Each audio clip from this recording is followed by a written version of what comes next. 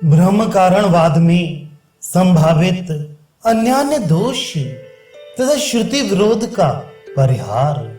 वेदांत दर्शन दूसरा अध्याय पहला पाद 26वां सूत्र।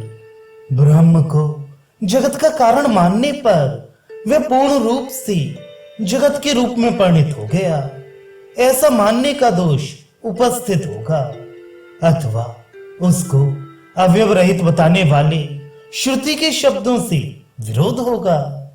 व्याख्या। पूर्व पक्ष का कहना है कि यदि ब्रह्म को जगत का कारण माना जाएगा तो उसमें दो दोष आएंगे। एक तो यह कि ब्रह्म अवयव रहित होने के कारण अपने संपूर्ण रूप से ही जगत के आकार में परिणित हो गया, ऐसा मानना पड़ेगा। फिर जगत से भिन्न ब्रह्म नाम की कोई वस्तु नहीं रही।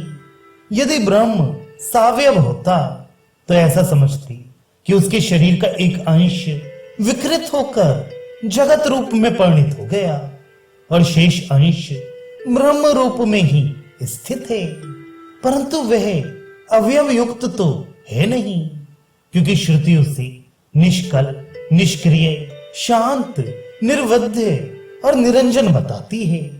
दिव्य और अमूर्त आदि विशेषणों से विभूषित करती है। ऐसी दशा में पूर्णतः ब्रह्म का परिणाम मान लेने पर उसके श्रवण, मनन और निधिध्यासन आदि का उपदेश व्यर्थ होगा। और यदि इस दोष से बचने के लिए ब्रह्म को सावयव मान लिया जाए तो उसे अवयव रहित, अजन्मा आदि बताने वाली श्रुति के शब्दों से ही स्पष्ट ही विरोध आता है। सावयव होने पर वह नित्य और सनातन भी नहीं रह सकेगा, इसलिए ब्रह्म को जगत का कारण मानना युक्ति संगत नहीं है। इस शंका के उत्तर में कहते हैं 27वां सूत्र। किंतु यह दोष नहीं आता, क्योंकि श्रुति से यह सिद्ध है कि ब्रह्म जगत का कारण होता हुआ भी निर्विकार रूप से स्थित है। ब्रह्म का स्वरूप कैसा है, इसमें वेद ही प्रमाण है, इसलिए वेद जैसा वर्णन करता है वैसा ही उसका स्वरूप मानना चाहिए। व्याख्या। पूर्व पक्षी ने जो दोष उपस्थित किए हैं वे सिद्धांत पक्ष पर लागू नहीं होते, क्योंकि वह श्रुति पर आधारित है। श्रुति ने जिस प्रकार ब्रह्म से जगत की उत्पत्ति बताई है, उसी प्रकार निर्विकार रूप से ब्रह्म की स्थिति का भी प्रतिपादन किया है। अतः श्रुति प्रमाण से यही मानना ठीक है कि ब्रह्म जगत का कारण होता हुआ भी निर्विकार रूप से नित्य स्थित है। वह अवयव रहित और निष्क्रिय होते हुए ही जगत का अभिन्न निमित्तोपादन कारण है। उस सर्वशक्तिमान परमेश्वर के लिए कोई बात असंभव नहीं है। वह मन, इंद्रिय आदि से अतीत है, इनका विषय नहीं है। उनकी सिद्धि कोरे तर्क और युक्ति से नहीं होती। उसके लिए तो वेद ही सर्वोपरि निर्विराम प्रमाण है। वेद ने उसका स्वरूप जैसा बताया है वैसा ही मानना चाहिए। वेद उस पर ब्रह्म को अवयव रहित बताने के साथ ही यह भी कहता है कि वह संपूर्ण रूपेण जगत के आकार में परिणित नहीं होता। यह समस्त ब्रह्मांड ब्रह्म के एक पाद में स्थित है। शेष अमृत स्वरूप तीन पाद परम धाम में स्थित है। ऐसा श्रुति ने स्पष्ट शब्दों में वर्णन किया है। अतः ब्रह्म को जगत का कारण मानने में पूर्वोक्त दोनों ही दोष प्राप्त नहीं होते हैं। इसी बात को युक्ति से भी दृढ़ करते हैं।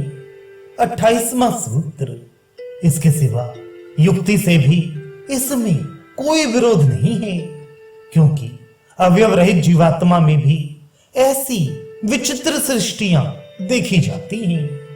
व्याख्या। पूर्व सूत्र में ब्रह्म के विषय में केवल श्रुति प्रमाण की गति बताई गई, सो तो है ही।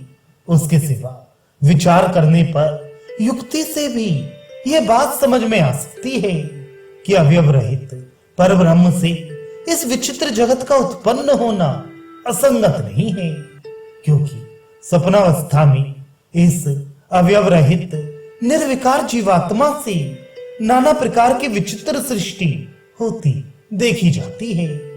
ये सबके अनुभव की बात है। योगी लोग भी स्वयं अपने स्वरूप से अविकृत रहते हुए ही अनेक प्रकार की रचना करते हुए देखे जाते हैं। महर्षि विश्वामित्र, च्यवन, भरद्वाज, वशिष्ठ तथा उनकी धेनुनंदिनी आदि में अद्भुत सृष्टि रचना शक्ति का वर्णन इतिहास पुराणों में जगह जगह पाया जाता है।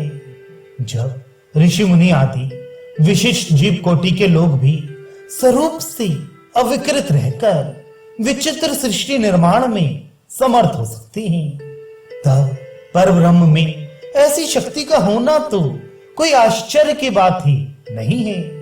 विष्णु पुराण में प्रश्न और उत्तर के द्वारा इस बात को बहुत अच्छी तरह समझाया है। इतना ही नहीं, निरवयव वस्तु से विचित्र सावयव जगत की सृष्टि सांख्यवादी स्वयं भी मानते हैं। इसका वर्णन अगले प्रकरण में करते हैं।